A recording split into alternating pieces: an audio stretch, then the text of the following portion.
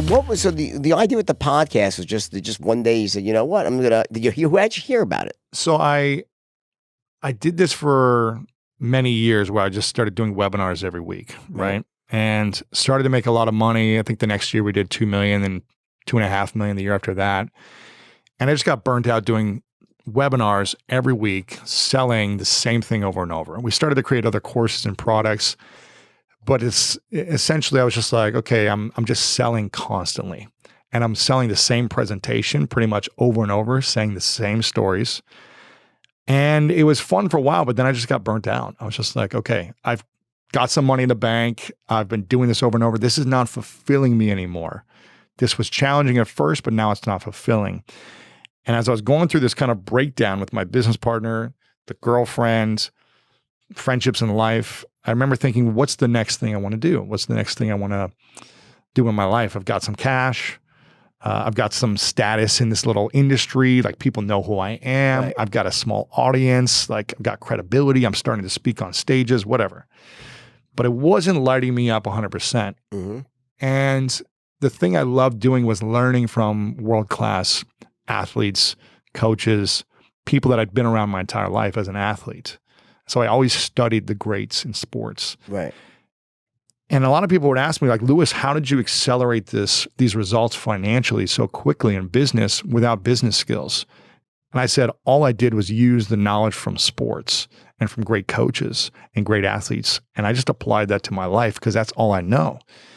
So I said, what if I could interview these friends of mine who are world-class athletes, coaches, who've done incredible things with their bodies, with a team, in front of a world stage? What if I could share the secrets that they have with people in business, or with people who have families, or moms or dads or teenagers? What if I could share these things that I've learned from other people? And I said, I want to do this. I don't want to make it a business podcast. Everyone said you should do a business or marketing or online marketing show. And I was just like, that's not what fires me up right now. Right.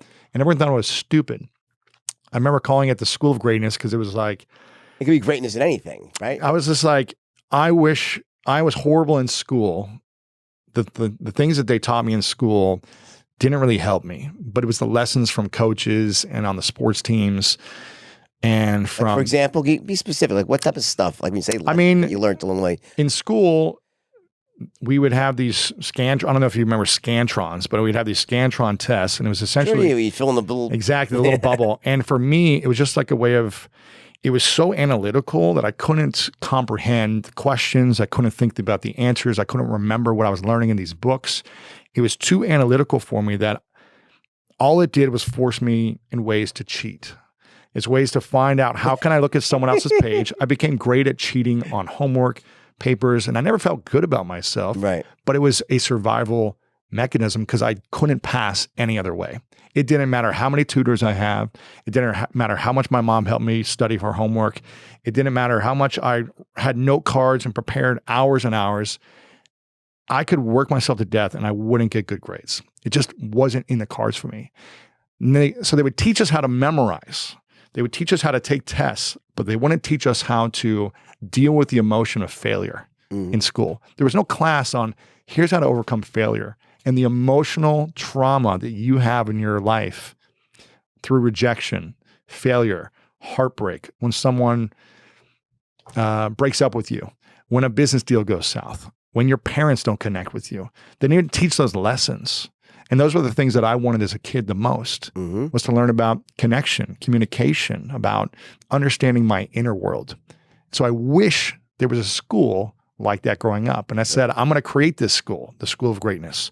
And I'm going to find these tools and these teachers around the world who can share these principles that they never taught me in school. Got it. Maybe there was a leadership class in college that taught me something, but it wasn't consistently throughout school. It's like how to deal with the bullies on the playground. They never taught me that in school.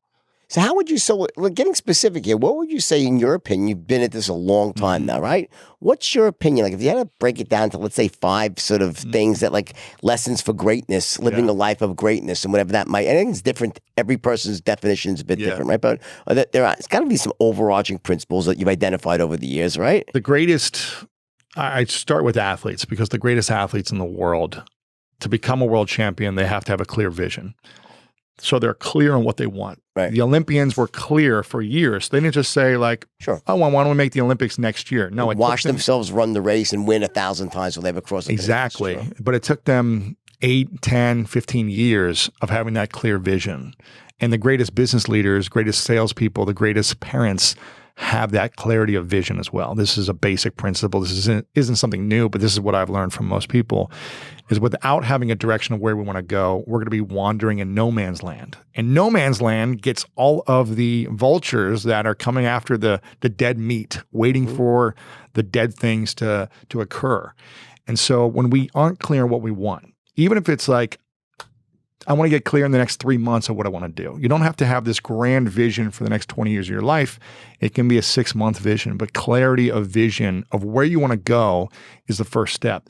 Now, that doesn't mean it's going to bring you ultimate joy and happiness and peace once you know where you want to go, but it's better than not knowing where you want to go. Mm-hmm. So that's the first thing, is clarity of vision.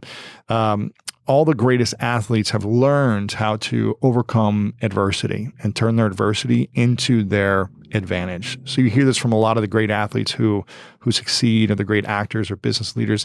They had some type of adversity or multiple adversities. You've had much adversity as well, and they've learned to turn it into their advantage, their story. It's their the moment in their life that really they had a choice point. I'm going to fall back, I'm going to move forward, and I'm going to use that adversity to my advantage. They have these routines and habits that support their vision. There's no way to achieve world championship status in anything without a routine. You can't try to do something new every single day and get there. Right. So there's got to be some type of routine and discipline along that path, these habits. They have some of the greatest coaches. I don't think I could be here without great mentors and coaches.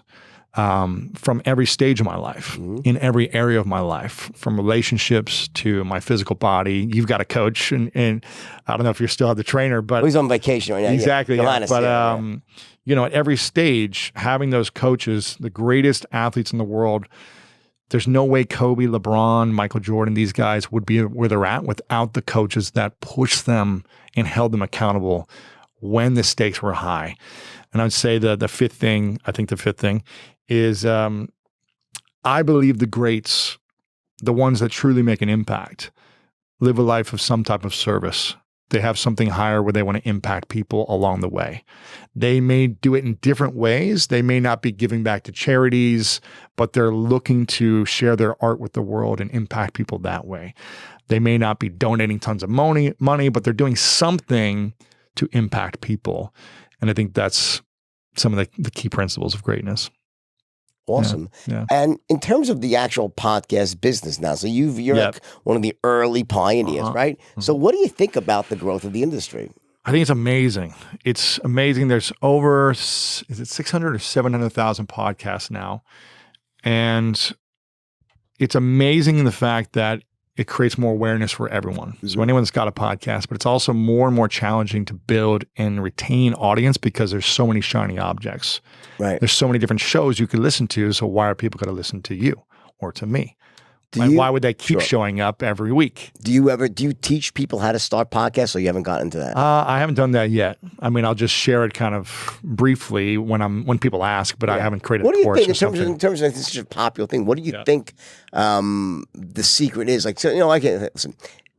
There's no barrier to entry, right? So starting a podcast, it's real. I mean, that's not the issue. So anyone could buy a mic or two, or even, as you said, you can even do it really down with an iPhone. It's not that bad, right? You can even forego the video portion if you want, right? And just be audio.